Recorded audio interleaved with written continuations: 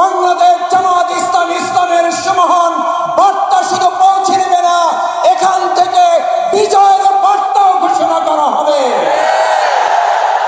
ইসলামকে বাদ দিয়ে, ইসলামকে ত্যাগ করে যারা রাজনীতির আলাপ তুলেছেন, এই সমাবেশ থেকে কান খুলে শুনে রাখুন, ইতিপূর্বে যারা ইসলামকে ত্যাগ করে রাজনীতির সমালোচনা করেছিল, তারা শুধু পদত্যাগ করে নাই, তারা দেশ ত্যাগ করতেও বাধ্য হয়েছে।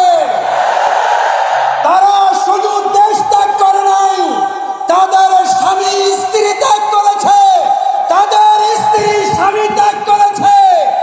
বিশ্ব আদালত থেকে তাদের পদত্যাগে বাধ্য করা হয়েছে।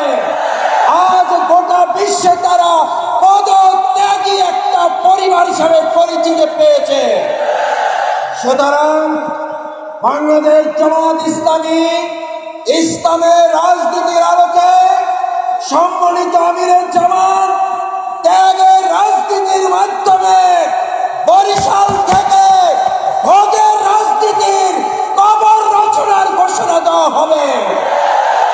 কারণ আমরা ত্যাগের রাজনীতি করলে রাজনীতির পরিসমাপ্তি আর ত্যাগ দেশ করতে হবে না। ত্যাগের রাজনীতি করলে আর আপনাকে গোটা বিশ্বের বিভিন্ন জায়গা থেকে পদত্যাগের নির্লজ্জ তকমা বহন করতে হবে না। যারা ত্যাগের রাজনীতি করে তারা হাসি মুখে ফাঁসির মঞ্চে যায়, মাথা নত করে না। বরিশালবাসী মাথা নত করবে না।